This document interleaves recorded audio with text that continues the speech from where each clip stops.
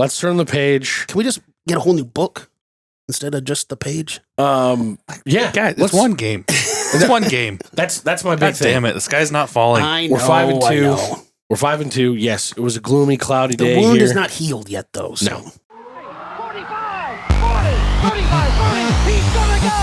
It's time people feel it. Big Red Junkies. Day by day, he gets better and better. He gets better and better. Team is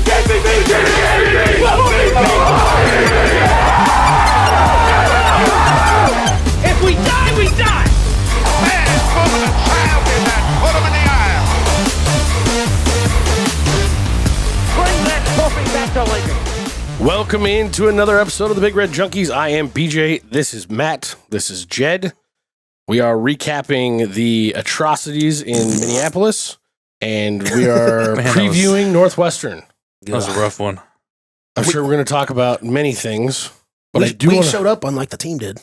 I did want to say I was there. I don't know for sure if the team was there or not. Luckily, at least by the second half, I was drunk enough that I don't necessarily know if they were still there. No, I'm just kidding. I wasn't that bad, but Liar, yes, you were. you know what? I would have needed to be. The Minnesota trip was an awesome trip, minus that 3 hours of the game. Mhm. Hats off to Minnesota, first and foremost. They put together an amazing game plan. It really helps when Well, they put together a game plan. Yeah. We didn't. Yeah. At all. Also, hats off to nobody. Fuck you guys. no, I'm gonna give it to them because it was a very odd opening to the game, and the way that like the whole lead up and the walk in and all that stuff. So we started at the Lions Pub, obviously, Nebraska bar downtown, and then at about 4:30 or so, we moved out to the Graduate, which is only a block and a half away from the stadium, which is where Average Joe's was doing their live pregame show. Stopped in there, had several drinks. It was about a 50-50 mix in the hotel like area. They have two cool, really cool bars, some awesome lounge areas and stuff like it's actually a really cool place to go hang out before the games.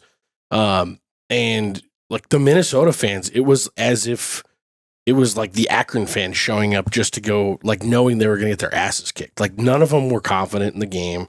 They all were like, well, you're finally going to get us. And like old fans, young fans, everything. They were all like, they were super nice and welcoming. And they were just, hey, thank you guys so much for coming out and, all this stuff. And it was unexpected because like we've been to the Minnesota games before. I haven't spent that much time like down close to the stadium pregame.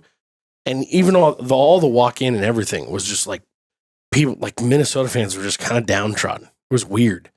They talked about how like Rule even made the comment today in his press conference. I was kind of shocked by it, but he said it was a packed house. It wasn't. There was easily 4,000 or 5,000 seats that were still open up top. The student section itself, which when we were there 2 years ago, the student section, they did a free ticket giveaway and the student section was packed to the gills and they were going crazy. The student section was still going crazy, but there was like the upper deck, like at least half of it was empty. I don't know how much you guys could see on TV, but No, they stayed pretty low. it was shockingly not full. It was pretty wild, but the crazy thing to me about that stadium is it's small, but somehow with the band literally right on the field the way that it is, even though it's like a 90 to 150 piece band and the student section right behind them, that is some sort of like sound tunnel in there because it was so freaking loud when they got going that like it didn't matter what Husker chants were trying to start up, like we did at Maryland and stuff like that. Yeah. Didn't matter. There was easily another 8,000 to 10,000 Husker fans there. Like if you guys remember 2 years ago, it was a lot of red. Yep. There was a boatload of Husker fans there, and we couldn't get anything going. They were doing a really good job. Just like the opposite. Yeah. From a crowd perspective, it was almost as if they had all prepped like, hey, we can't let what happened at Maryland happen here from a noise standpoint. And they did. The band played, I swear to God, at every countdown in the play clock until the ref moved off the ball. The band was going crazy. So hats off to them. Their fans, with the exception of like 2 total in the crowd afterwards, were awesome leaving. That happens every, There's always the assholes. It was an ass whooping, but it was not a bad time. Plain and simple. Well, that's nice that you had fun because I didn't have fun. I didn't have watching fun the game. watching it at all. And Also- hearing that you had fun is great. But let's talk about the game now. I will also say this. For anyone complaining about $10, $11, $12 beers at Memorial Stadium, Minnesota's were 15 and 18. So, and they had like half as many vendor carts, and it took forever in any lines. I'm sure. So, there's that. I think one of my big things, I saw a tweet after the game was over. I think it was Mike Schaefer. I'm not 100% sure, but he said, I hope that Nebraska gets a coaching staff that cares about this game against Minnesota as much as PJ Fleck and his coaching staff does against Nebraska. Very clearly. Because that shows up every single time PJ Fleck in Minnesota plays Nebraska. And clearly, we don't care about it as much as they do. It's obviously not just a Scott Frost thing anymore. No. We have taken Matt Rule and PJ Fleck had like some sort of a love thing going on last week. It was wild. We as a fan base, us on this show, have taken countless shots at the douche that is PJ Fleck. But the dude can fucking coach. Yep. Well, he can coach against Nebraska somehow. Yeah. They're still not that great of a team. That's all that matters. They No, just they're beat not. us. Yeah. Yeah. But I agreed with that tweet where it was just like, I want us to care about this game as much as Minnesota does. And clearly they care because they freaking rushed the field after the game for some stupid fucking reason, but whatever. That's up to them. So, Well, it's because they all thought they were going to lose going into it. yeah. Just like we all thought we were going to win. We were picked 75, 80% chance to win the game. Yeah. And we should have won by every metric. And for some reason, we could do absolutely nothing on offense. And to be fair, Or on defense, really. with what you just said, we should have won by every metric. That's also because Minnesota has not played well going into this game. Yeah. They flat out. That's one of the reasons why their fans were like, "Yeah, you got us this year." Oh, yeah. It's not necessarily that we're trying to puff up our chest because of every metric that we should have won this game on going into the game at least. But Minnesota hadn't been flashing anybody that was meant to be scared of either. Yeah. So, yeah, we should have won that game by every metric, but we just flat out didn't show up. We didn't have a game plan to save our fucking lives, both on offense and defense. Honestly, I don't blame our defense as much as people are doing. The defense was on the field so fucking much. The tackling What are you going to do? The tackling was poor. The tackling has almost regressed throughout the season. And weirdly, according to Pro Football Focus, Minnesota missed more tackles than we did, which is shocking somehow because it felt like we couldn't get anything to move. The defense allowed 14 points through 3 quarters. yeah, You but should be able to get ahead in that amount of time. we also You're not wrong. You're not wrong, but we also only had 5 pressures in the entire game too for our defense. So it's not like we really played like we just. I'm not saying they were outstanding. Obviously, I they get scored it. I'm 24 just- points. It's kind of both sides here. The lack of physicality was the biggest thing. And you know what? Not to toot my own horn because that's definitely not what I'm reaching for here, but the coming off a Maryland trip, coming back home, then being wildly, this is the crazy thing to me is that in both press conferences since the game, this has not been brought up one time. The wild amount of distraction that went on last week. Oh, yeah. You combine all of that with a short week, having to go back on the road, play against what we always know is going to be a physical team. Matt Rule making the comment in his press conference today that he had assistant coaches making comments, making side comments and gestures about, oh, why are you crowning Minnesota? Like, this is going to be a tough game. Like, that, I'm sorry, that does fall on Matt Rule 100% when he talked about that today. And that I don't care if you can say all you want to. It's your job as a head coach to make them understand and believe that this was going to be a physical and tough game. He was like, what are you guys saying? But do it differently. No, Whatever the fuck you're doing, do it differently. Yep. I'm not here to trash on anybody because this was an all-around failure, top to bottom in the program, minus maybe the punter and the field goal kicker. Okay, cool. Outside of that, this was just, and Rule even said it himself, it was a shit show from top to bottom, left to right. Everybody failed at their job. Everybody. There's a couple people that I think deserve a little bit more credit for that, and you've already alluded to the lack of a game plan. I'm not really sure why we are seeing what seems to be an offensive regression from both our style of offense, but also from like just simple game plan. yeah, What is that to come out and throw the ball 3 times, go 3 and out on the first drive? no idea. No idea. And to completely go away from the run game, even though, yes, the only runner that we had, like, was Emmett Johnson maybe a little bit ill coming into the game. They wanted to reduce his touches. We don't trust anybody behind him. Do you know, Emmett Johnson only had 14 carries and Mosey had 2, but how many times in this game did we run the ball on purpose? Because obviously Dylan was running a lot, not on purpose. Yeah. On purpose, how many times did we run the ball on multiple plays in a row? I don't know that it was one. It was twice. Okay. The second drive, Emmett ran it 3 straight times for 15 total yards. We kicked a field goal on that drive. The other time was in the 4th drive where we also kicked a field goal. He ran it twice in a row for 9 yards. No other time in the entire game did we hand the ball off in multiple plays in a row. Like, I have to assume. what are you doing? Well, I have to assume that was the game plan. They Why? probably They probably saw something in the film that said you should throw the ball more. That said run the ball and then throw the ball. These coaches are not idiots as much as we want to call them idiots today. Yeah. They're not. So they had a game plan. It didn't work. I 100% agree with that. My thing is, you should have figured that out by halftime and made those adjustments. In the Absolutely. second half. Yes. I agree That's with. where the bigger failure is in this. And I really, this game does not take away from my belief in our coaching staff. I think we have a great coaching staff. I think that they got caught with their pants down in this game and they didn't know how to make adjustments. I think that there's questions. There's very, very real questions that need to be raised about what's going on with our offensive line. I know we talked about this after the Michigan game a little bit. We talked about it. I don't think we've really brought up the name at all, but like this is about to be a very uncomfortable conversation, or probably already has been, between the quarterback and the head coach, because Uncle Donnie is not cutting it as our offensive line coach, and that is evident as fuck. Yeah, that's the one. And the other side of the coaching questions that I have to ask is, why is it that for the second season in a row, Dylan Raiola comes in off the offseason, off working out with his own quarterbacks coach, Jeff Christensen, coming in with all kinds of fire, all kinds of pizzazz, all kinds of swagger, and he's making throws that look miraculous. He's out of this world play-wise, playing us through a game against Michigan where he looks almost unstoppable.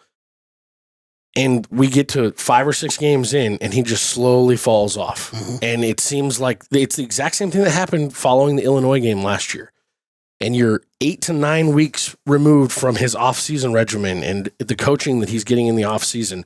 What is going on internally coaching Dylan that is causing his slow regression and downslide or backslide halfway through the season?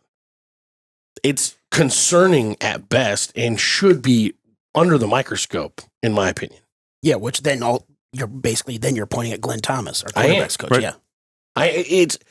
I understand that the way that he trains with Jeff Christensen, like Patrick Mahomes, is not the exact type of quarterback that they want him to be. But you have to let the guy be the guy that he is, regardless of whether or not that's mimicking someone else or whatever. You need to let him be the confident player that he is and play the way that he wants to play. Because otherwise you're taking a 5-star all-tool quarterback and you're trying to fit him square peg round hole. And I feel like that's what's happening through his internal coaching throughout the season. Hey, we need to take this away. Hey, we need to take that away. Hey, he's really, really good at dissecting defenses pre-snap. But guess what? We're not getting the communication out to the wide receivers or obviously to the offensive line when it comes to blocking assignments and things like that to be making those things happen. And yes, it was a loud environment. I've already talked about that at Minnesota. But if we're not getting simple communication things down like that, you have to do one of two things. You either take that out of his hands, you have to handcuff him and take away the part that he's best at, that they've talked about as a coaching staff, that is where Dylan is at his best, reading a defense, making the adjustments. If we can't get the communication side of things figured out in a loud environment or in whatever environment, you have to take that away from him. But then you also are then trying to stand there and say, well, we want him to do this, we want him to do that. Oh, we can't 5-step drop him anymore because we're not getting any protection. How do you want him to play quarterback? Because the way that he started the season is the type of quarterback that we need right now for an offensive line that sucks, but they're trying to make him be a pocket presence quarterback that's like he's best on the run.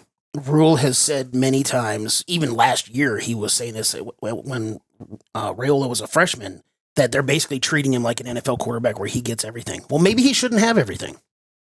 I agree with that. Simplify the fuck out of this. There's been a lot of talk in the last couple of days from a lot of people where it's like, maybe you just go, here's the play call. Throw it to Dane Key on this play. Wherever Dane Key is, throw the fucking ball to him. Period. End of conversation. Next play, here's Corey Barney. Period. Don't give him so many options, maybe. I don't know. Like, maybe he's not ready for it. Something is going on. You need to simplify something. And simplifying it for everybody, too. Simplify the shit for the offensive line. Block a person would be a good start. Yes. Yeah. Because clearly there are situations where, it's not entirely on the offensive line, where people are missing blocks, missing assignments. There was one. Emmett Johnson straight missed 3 different sacks. Yeah. 3 different sacks where it was like he just wasn't like, there's a guy. I'll let him tackle you. I think Rule talked about it where there was one play where the tight end somebody, I don't remember exactly who it was, just didn't hear the blocking assignment while they were on the field. Like, that's what I mean from a communication there needs to be better. standpoint, though. Yes, exactly. But simplify it then. Yeah. If you're not getting the communication, then tell them. Like, make it easier for them because something is getting lost in the translation. Hey, if this isn't working, this is the check.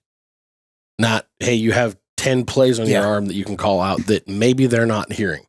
And we're hearing the same type of thing when it comes to coverage assignments on the back end of the defense. Communication-wise, whatever it is, they need to figure that stuff out. I didn't want to turn this into a giant bitch fest, and I'm not trying to point a bunch of fingers, but I am curious what you guys think about the offensive line coaching situation and what I said about the quarterback's coach. I don't think you're wrong in either aspect. And I think a lot will become more evident through the next few games. Yeah. If we come back home and there can't be communications issues because it's at home and the crowd's not going to be loud when they shouldn't be, and we still see some of these issues, then that very much points at the coaching. Yeah. Unless the home crowd is loud because they're booing at us. Which he did ask for if we're playing piss poor again. Which I thought that comment was a little weird. I thought it was too. Whatever. He was pretty obvious in his press conference today that he's not happy with his players. Yes. Just simply not doing what they're supposed to be doing. And his coaches. Yeah. I'd asked a bunch of people over the last couple of days, we've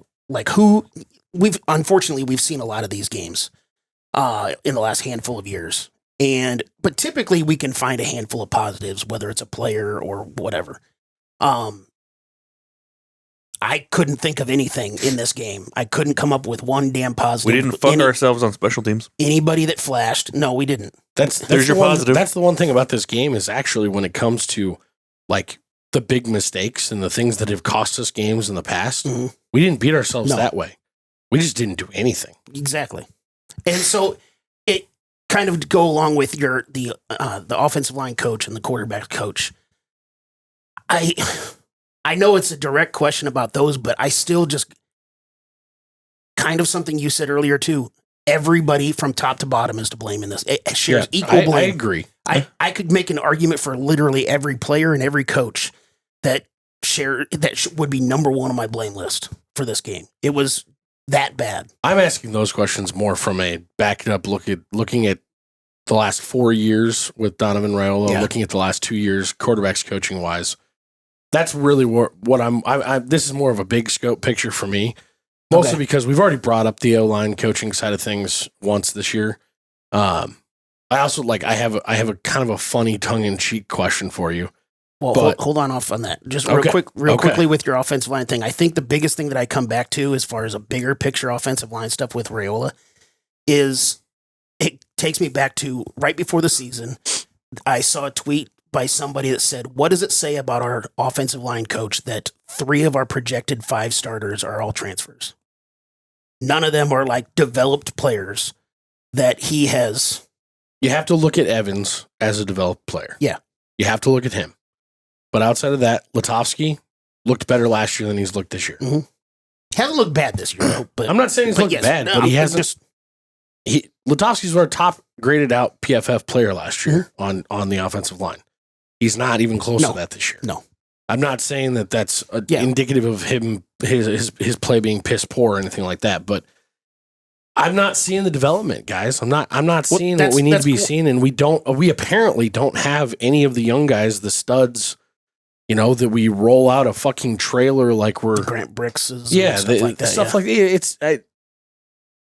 But I hate the idea of it because as much as he said, "Oh, I didn't keep him here to get Dylan Raiola," Dylan Raiola and family, like that's like a synonymous word. Mhm. And so to think about that, what that conversation is going to look like, oh man, that's tough. Yeah.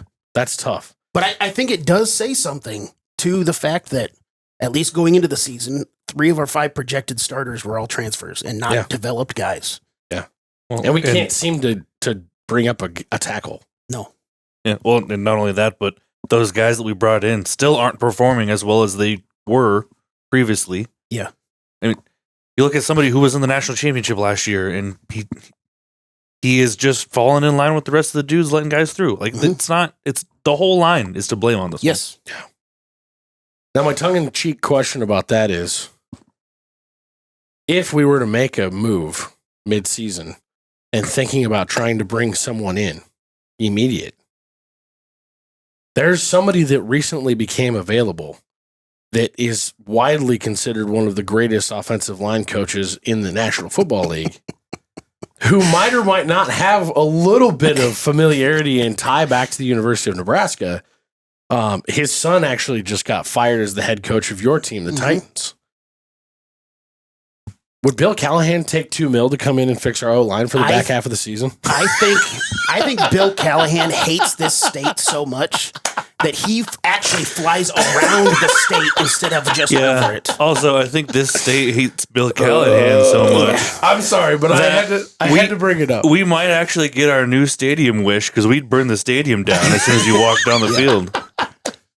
I don't know. He could completely revive his entire. As long as he can do it from another state, I'm in. I just. I seriously think he takes special plane rides just to go around the state, just to not even be in the airspace of Nebraska. You're not allowed. They scramble jets if they hear he's flying through. Yeah, I gotta point one more thing out before we move on, and I think we should move on because this game's pretty much beaten dead. Yeah. You talked about. Wait till I get to the questions. I'm sorry. You talked about Emmett Johnson missing a couple of pass blocks. Guess what he graded out at? Yeah. For pass blocking in this game? What? Yep. 0. 0.0. As he should. Yeah. Apparently he didn't block for a single pass. I think he has a ton of talent when it comes to running the ball and making people miss. Yep. I think that he is missing a giant piece of his game that is going to cost him any chance he possibly even would think he has at the next level. Yeah. I'm sorry, but you're not giving any effort. You're watching guys run free at your quarterback and you're not doing dick for him. And you claim him to be one of your best friends. That is an effort thing to me. You are not stupid. You are not blind. That's an effort thing. You look at that nutcase out in New York, Scadaboo. He's not big either. He throws his whole body at people. Mm-hmm. He's also doing like that. A human bowling ball Energizer bunny. It doesn't matter. Emmett Johnson can run hard. He hits people hard when he's holding a football. He can hit people hard when he's not. I agree. But I also agree that you're right about the game, and I want to bowl through these questions as fast as possible because I know I probably did absolutely terrible. I think we all did. And we can move on. So, BJ, you did do terrible, but I can promise you I did worse. Oh, no. Because Wait, time out. How did Julie do? I'll get there. I'll get there. Oh, trust me, I've got the note on Julie. Julie, we're excited. I hope you're listening. By the way, you will not. The only time I got a point on this is picking Minnesota with the points. Oh, no. So as far as the questions, you won't hear my name. Ouch. Yeah. Question 1, Emmett Johnson, rushing yards, 99.5. He had 63. BJ, you the only one to take the under. BJ, that's the last time you're going to hear your name. Oh, Jesus. No. You got one more. I'm sorry. Because you had 2. I had 1. Who will have more receiving yards, Hunter, Barney, or Key? Hunter had 40. Matt and the fans took Hunter. That's still a low number. You'll hear the fans a lot in this. Good. Williams, Noweri, pressure, 6.5. He had 0 because the whole team only had 5. So it certainly was the under. The fans were the only one to take the under. Who will have more sacks? I don't have to answer that question. Matt and the fans got that one right. Does Nebraska get a special teams touchdown? No. Matt and the fans got that one right. Who will throw more interceptions? It was a push. BJ and the fans got the push. Does Nebraska outscore Minnesota in the fourth quarter? Of course they didn't. Everybody took Nebraska on that one. Dylan Rilla, passing yards, 249.5. He had 177. Nobody got that one right. I was actually shocked it was that high. Not tracking the stats in stadium, I was shocked when I saw 177. Yeah. So if you add in our predictions on the game with the spread and the total, BJ, you got 2 right. Matt got 4. I got 1 because I took Minnesota with the points. The fans got 5 of the 8 questions right, so they did really well. Good job, fans. As far as now on to Julie. Well, I'm getting there. Because notice, be patient, motherfucker. It's in order. As far as the YouTube page, people, Vince and some your screen name Ralix, whatever. You guys got 5. Dan and Sonny got 4. They went 50%. Everybody else was below 4, getting 4 right, including Julie, who said she was getting 89.1% of them right, and anything else would be disappointing. Sorry that you're disappointed. Sorry, Julie. You got 3. Hey, you did better than all of us. Other than, well, I guess Matt, but yeah, better than 2 of us is awesome. Good work. So better luck next week, Julie. Guys, if you haven't caught on by now to what we're talking about, check out the comment section on this. We do these prop bets for every game. We'll be doing these about halfway through the show here, and we'll be doing them for Northwestern. So we'll have these posted. Drop your comments in. Let us know. Follow along and let us know what we're doing. And also, as much as we appreciate everybody that does their picks, don't do like one question, eat one comment. Please put them all in one small. You're making it tough on Jed tracking. Because there was 1 or 2 of you that broke yours up, and it just made it difficult. So I do love the fact that you're clearly following along at that and just answering the questions at the time. Guys, let's turn the page. Let's turn the page. Can we just get a whole new book instead of just the page? Yeah, guys, it's one game. It's one game. That's my big God thing. damn it, the sky's not falling. I know. We're 5-2. We're 5-2. Yes, it was a gloomy, cloudy day. The wound here. is not healed yet, though. So. No, it was a gloomy, cloudy day. Rub some lube on it. I think that if you can expect anything after you watch Matt Rule's press conference this morning, they are getting beat up this week. Oh boy! I think they're probably going good on good all week long, and we will hopefully not see. If Matt Rule's the guy that we think he is, we will not see another game where we get out physical that way again this season. Sure fucking hope. Yeah. At least in a lay down and take it like a bear is sniffing you in the woods type of way. Yeah. Because that's what that felt like. That being said, bears or chicken? Do you like chicken? Do you like the world's best chicken? I happen to love chicken, and I'm here to tell you, Trax Lounge in Omaha has the world's best chicken, and that's a scientific fact. Actually, ever since 1965, Trax has been proudly serving the world's best chicken right here in Omaha at their original location just north of Center on 1506 South 60th Street. But honestly, their chicken is so good, they've officially flown the coop and opened a second brand new location out in West Omaha on 18111 Hugh Street. If you like your taste buds, you want to treat them right, get over to Trax today and get some of the world's best chicken. And if you really like your taste buds, get the hot buffalo mixed with garlic parm.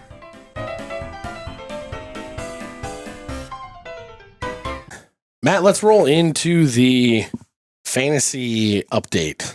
So somebody is finally breaking it into the W column. I was going to say, this is one time I want to listen to this segment.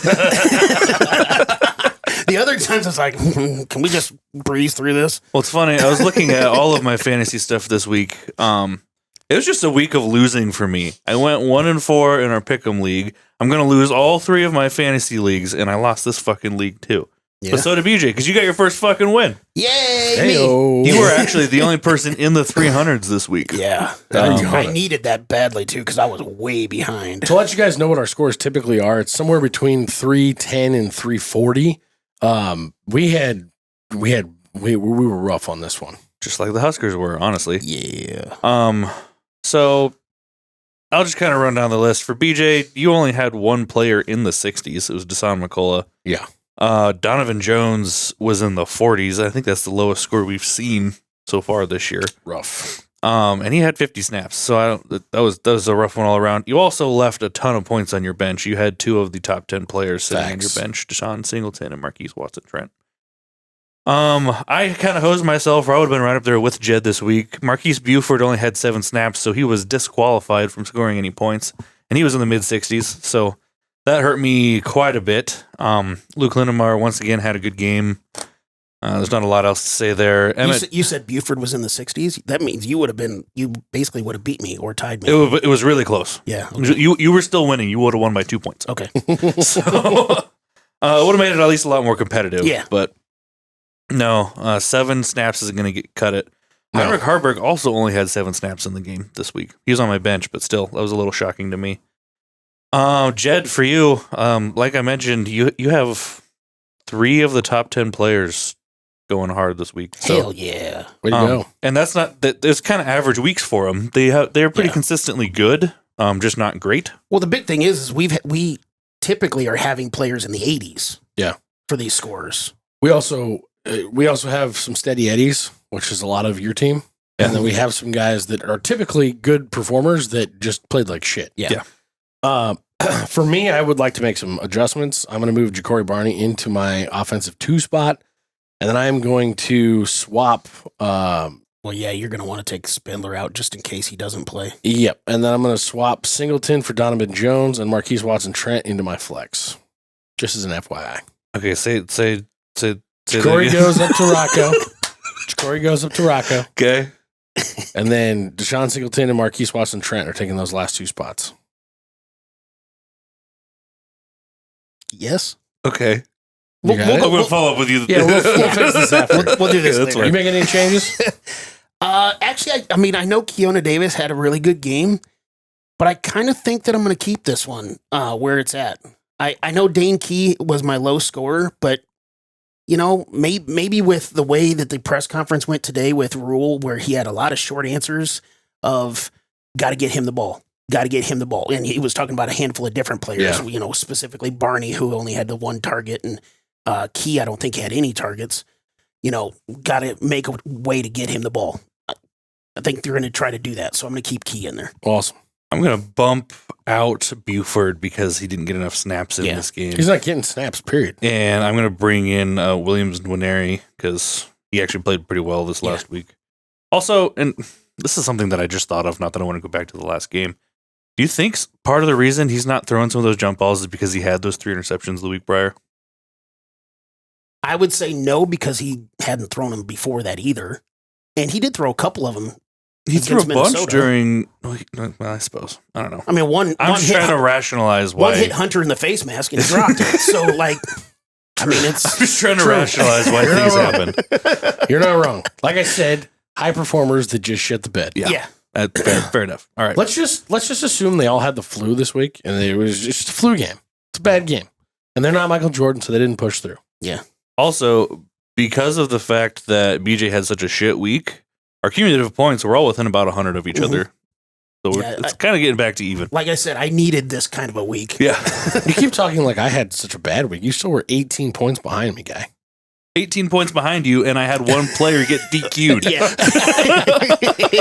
This is something of note on this one. I don't know if you guys have noticed this.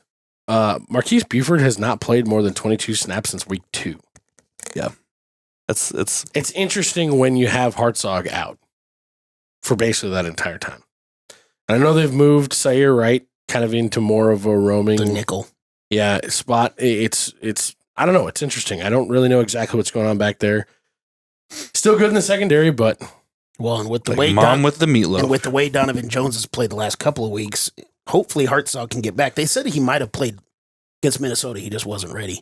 So he didn't travel, so yeah, but I'm just talking about during the week. They were saying there's a possibility. So maybe he'll be back for the Northwestern game. Who knows? hopefully we're rolling into that. Good stuff. Moving on to Northwestern. I want to start this off with an interesting fact. If I was going to tell you guys that David Braun had a 17-15 record in his 3 years at Northwestern so far as a head coach, would you be surprised?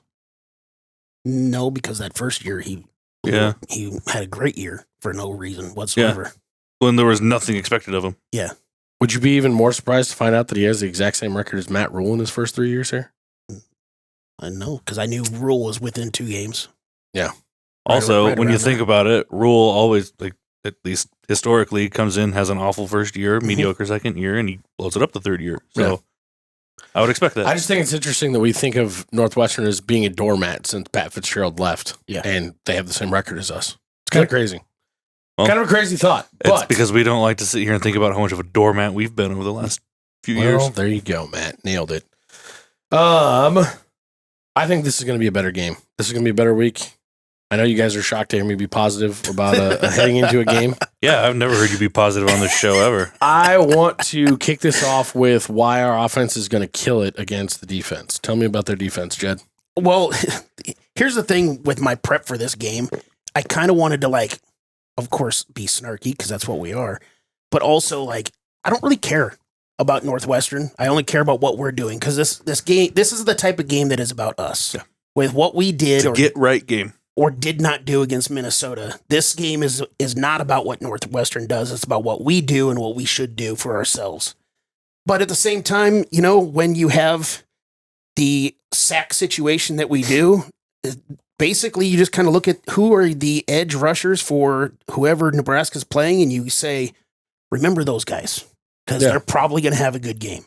That's Anto Saka, Michael Kilbane, and Aiden Hubbard are the edge guys. They have 8 of their 11 sacks on the season so far.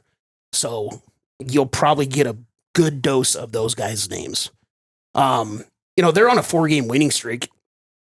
And as far as our rushing game, which isn't great, whether sack-adjusted numbers or not, it's not the best. But they're allowing just over 100 rushing yards per game in the last 4 games and 10 points per game in the last 4. Wow. So they're playing really well. And, you know, one of those games is against Penn State. And I know Penn State is what Penn State is now, but it's still Penn State talent against Northwestern talent. And it was at Penn State. Yeah. So they're playing really, really well. I know going into the season, we all thought Northwestern was going to suck because they're coming off of a last year's season that was terrible. But they're putting some stuff together. And I think that they're a lot like the Minnesota team that we just got done playing, both on offense and defense. It's funny that their offense, not to get into it too much, but their offense is almost better in the opposite categories. Yeah. It's a little scary because Minnesota was supposed to be matching up well with us. But otherwise, as far as statistically, they're middle of the road, just like Minnesota was in almost every category. Nothing terribly flashy, but they're under Pat Fitzgerald specifically, they were never flashy. They were just very efficient. Yep. And that's kind of what they're doing. And shit, right now they're 4th in the Big Ten. Yeah. Yeah. That's the wild thing. I heard a stat the other day, or actually earlier today, that of our remaining schedule, Penn State is the only sub 500 in the Big Ten team that we have left to play. That's the worlds are upside down this year. Well, hell, and another team that, not that we have to get into this, but another team that turned their season around completely, UCLA. Yeah. Like, Another win on this, the last 4. Yeah. Pretty wild. What do you got on the offensive side there, Matt? On the offense, I mean, he kind of alluded to it. They're not a big scoring team. They're almost last in the Big Ten in scoring. They only score 22.7 points a game. But they are good at rushing. They have over 1,300 rushing yards on the season. They kind of share the wealth between 2 guys, Caleb Komalafi. I'm just butchering names. That sounds good. You nailed it. Joseph Hyman Jr. They also have another, like, they kind of share the wealth running the ball. All of these guys, none of them are seniors, so they're all going to be around for a little bit, but I don't know. They're good at running the ball. Well, they're committed to it. Yeah, They're committed to it. Also that. Opposite side, they are almost last in the Big Ten in passing. Under 60% completion percentage, just over 1,200 yards on the year.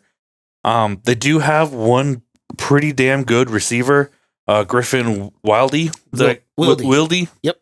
Yeah, he's pretty wild. Wildy beast. He's over 500 yards so far on the season, but they have 5 guys over 100 yards receiving on the year. So he's the kid that came. So they hired their offensive coordinator from South Dakota State for this year, and he came from South Dakota State where he had like 70 catches for 12 touchdowns. And so he's a transfer kid from South Dakota State that is fitting in very well with an offense that he knows very well. Yeah, he's doing all right. So good at rushing, not great at passing, but decent. Yeah, they're not terrible at passing. They are -3 on the turnover margin on the year, which is good for us. 7 interceptions have been thrown so far on this year. But they're also really good at third downs. 47% first down rate on third downs. So, like Jed said, kind of middle of the road, but unlike Minnesota, they actually play to our weaknesses and could have a better game on the ground. I'm seeing that they're really bad on defense against the third down as well. So hopefully that'll help us get right after that terrible showing that we had on third down. And I might have a question on that. The other thing that I'm noticing here that is a massive standout is in the punt return game. We rank 3rd in the country punt return wise on defense, giving up a half a yard average per game. They actually rank 131st in the country on punt returns. Yeah. Averaging 1.6 yards per game. So we're going to go over or under that 1 yard, guys. This feels like an old Nebraska stat. Yeah.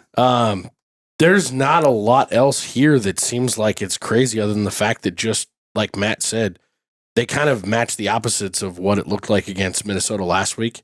And from a rushing perspective, this is looking like one of our more difficult games other than Michigan. Yeah, it is. And like I said, they're committed to running it. So, unlike what Nebraska's been doing, where when they run the ball, they're going to run the ball. Yeah. I think it was against Penn State. They ran the ball, 15 times in the fourth quarter to ice that game away. Wow. They're going to run the ball. I'm hoping that we're going to stop that. We better. That was one of the things that I said for the Minnesota game where their running back, Taylor, is a really good player. But he's struggled this year. Some of that's because of injuries, but we can't let him get going. And then look what he did. In this game, when it comes to how we're gonna take control of this game, if we're gonna take control of this game, is this gonna be a time of possession game because they are a running team, or is that gonna be the game we're gonna try and push against? Are we gonna try and speed them up a little bit so that they have to spend some more time and be more methodical to try and keep their defense off the field? Yeah, I mean, that's kind of what they're going to have to do. And the last couple of games, we've only ran under 60 plays in the last 2 games. Yeah. We need more plays. We need to speed the game up. Yes. Need to speed the game up, and that's going to require us getting off the field on third downs, which we weren't so good at against Minnesota. And which Northwestern is pretty good at. So the defense needs to lock it up this week. It's going to be a put up or shut up week. That's for damn sure.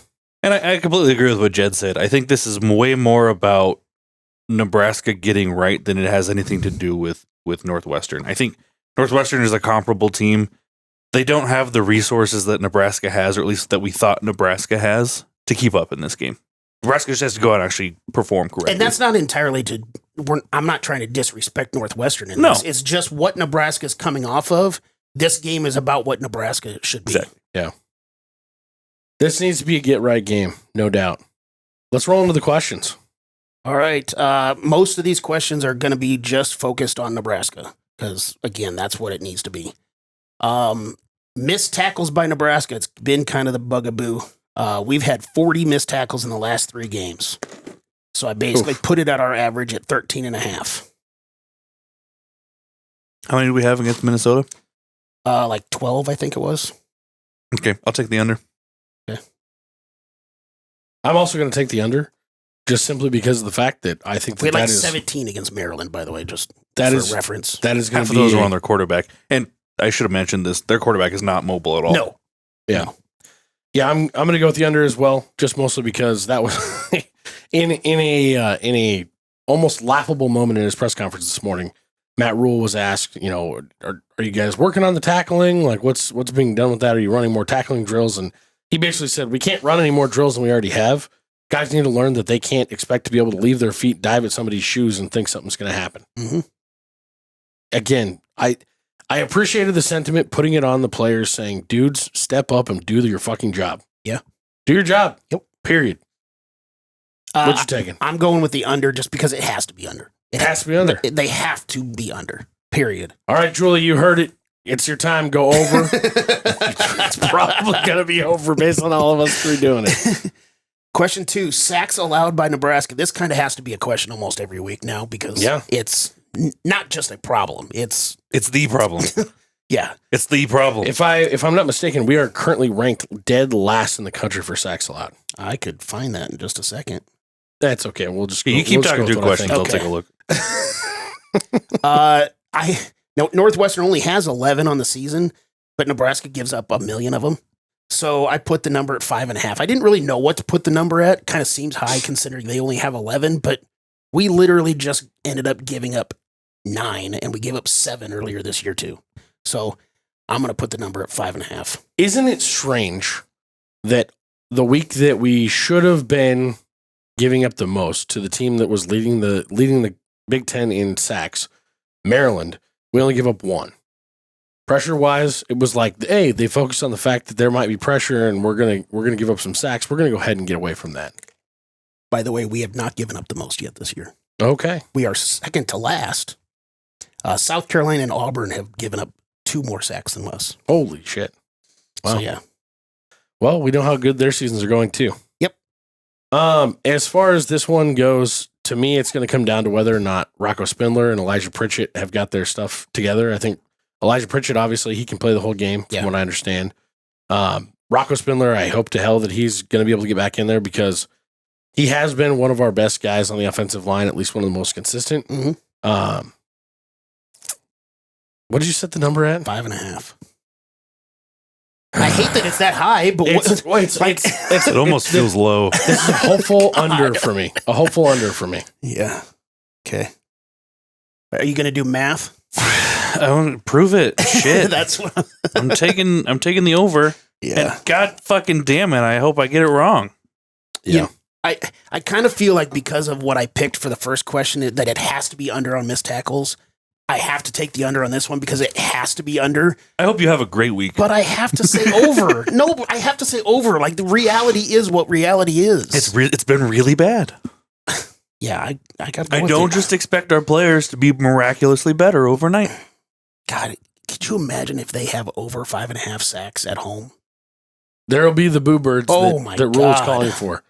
He said, if we play like that again this week, I expect you to boo. Yeah. And I think that's going to happen. I'll be partaking in it if that's what we're looking like again. Yeah. Question number 3, Emmett Johnson carries. We got to give him the fucking ball. And I'm not just talking about throwing it to him. 16.5 is what my number is. Over. He's averaging 17 per game. He's been under that 4 times this year. I'm going over. I think it was made very obvious in the press conference today. It is my team. I will be telling you that we will be running the ball and we are going to run the ball. Yeah, I'm taking the over as well. Well, if that's a pretty convincing argument, I'll take the over too.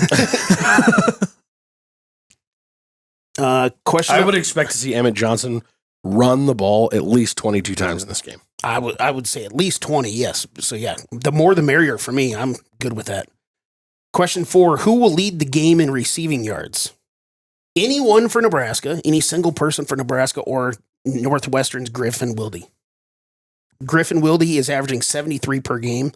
Nebraska's leading receiver, Isaiah Hunter, is averaging 65 per game. Matt, I'm going to let you go first on this one. I think I'm going to take Nebraska on this one.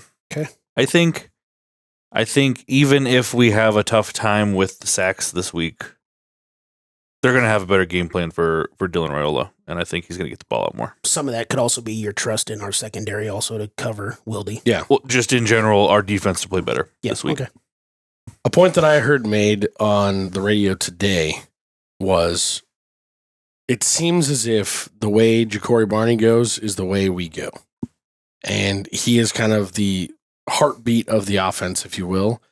I see him having a monster day coming back from a 1-target game in Minnesota.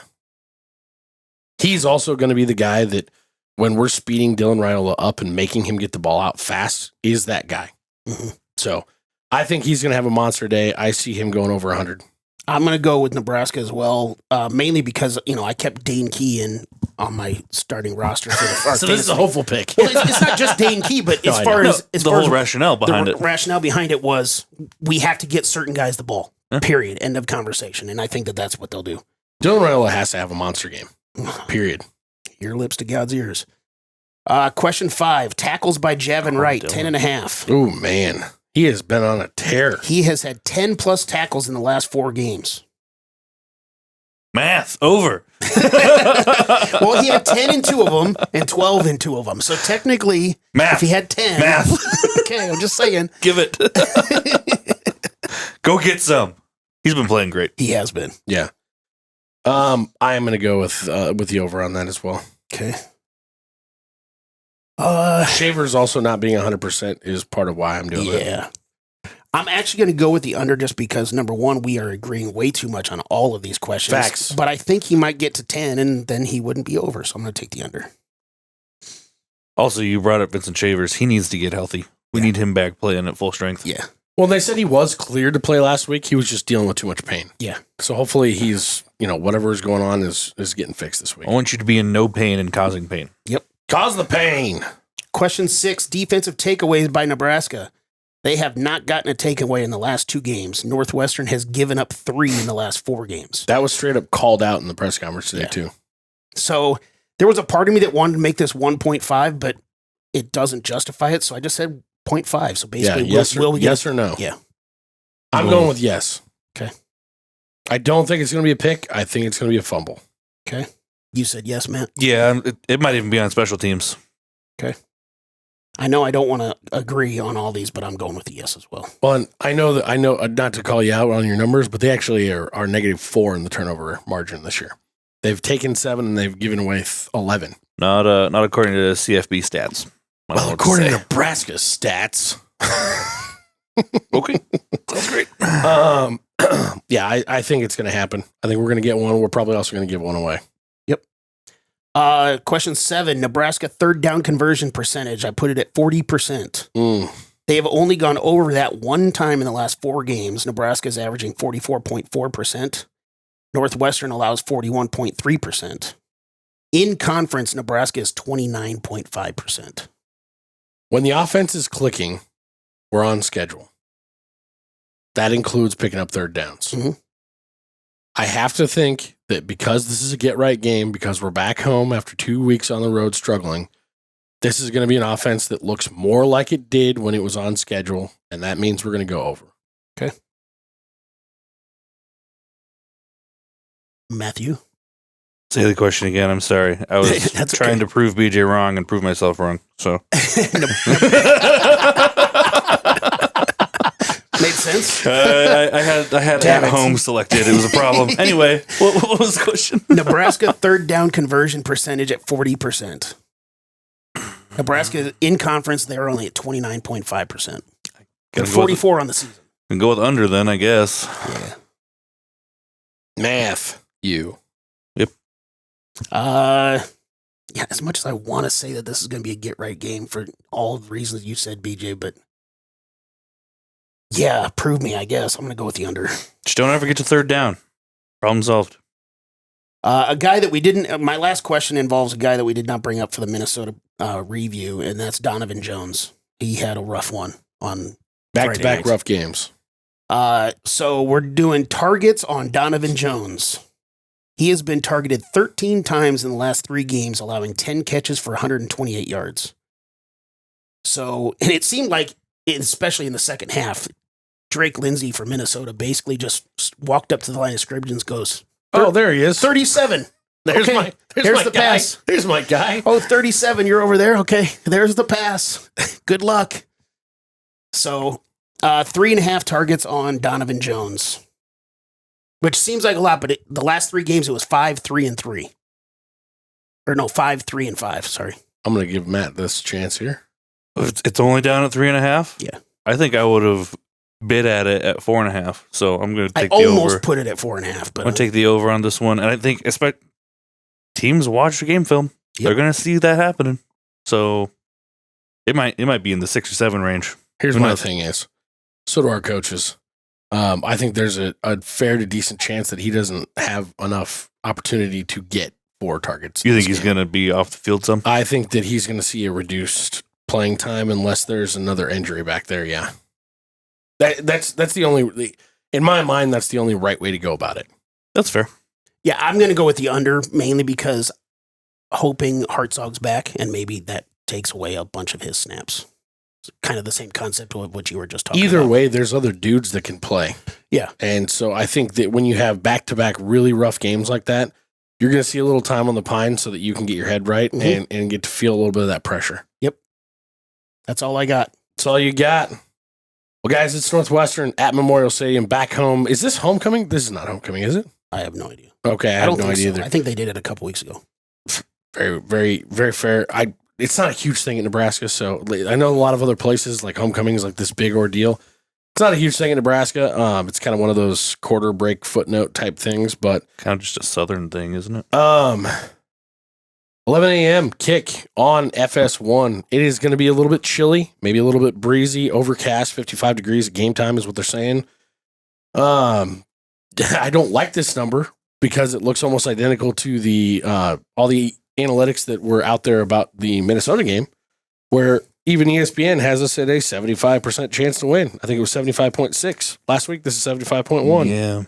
This line has done the opposite of what the Minnesota game did. It opened at Nebraska favored by 9.5. It has dropped down to 7.5 Nebraska. The over-under has stayed steady at 43.5. So they are convinced in Vegas that something is wrong with our offense and we are not able to score like we did. Well, again, Northwestern is not allowing a whole lot of points either. So Yep, that's true. You're not wrong. I don't think they're some sort of defensive juggernaut when you look at who they've played when they've played them. If they had played UCLA 2 weeks later, they might have given up some more points when they had an offensive coordinator switch and coaching switch. Penn State, they played them when, let's talk about Penn State. Yeah. And Purdue, who the fuck knows what they're doing this year. So I'm not too overly concerned about that. The number that I feel super comfortable with in this is the over, because I do think Nebraska's offense, whether or not we win this game, Nebraska's offense is going to score some more points. Any update on the weather? Speaking of whether or not. Yeah, like I said, it was. I didn't hear you. I'm sorry. It's supposed to be 55 at game time and overcast. Okay. Not seeing anything as far as precipitation out there. Obviously, it's Nebraska and it's mid-October. It could change at a half hour till game time. Yep. With Nebraska at -7.5 sitting here, honestly, I feel like because of the way that I took the props, I have to take Nebraska covering the 7.5 because this has to be a get-right game. I'm seeing this somewhere in the neighborhood of like a 33-21 type game, 33-24 type game, hitting on the overs and taking Nebraska. I disagree with you on a lot of stuff that you said just a second ago. Whether you think it's a get-right game or not. I think it can be a get-right game, and we can perform well, and it'll still be a close game. Also, I don't think Northwestern's going to score a lot of points. So I think it's going to be Nebraska by 4, and we're going to hit the under, and Northwestern's going to cover. I'm kind of going to do the exact same thing because first and foremost, what I said at the Minnesota game is we don't cover spreads. So, and we still don't, especially against, Power 4 schools. Obviously, the 2 chump teams we played, we did, but we don't cover spreads. So until that happens, I'm going to take the other team on at least the 7.5. Yep. And I do kind of agree with the total. I don't know that we get to the 43.5 as a total. It might be 17-21 at the end of this game. It could still be a get-right game without us scoring a shit ton of points. Yep, that's fair. So, yeah, I'm going to go with the under and Northwestern. For me, I need to see points from the offense to feel like it's getting right. Yeah. That's just where I am. I just need to not see sacks. Honestly. Well, that too. Nobody wants to stare at sacks. Well, Julie might.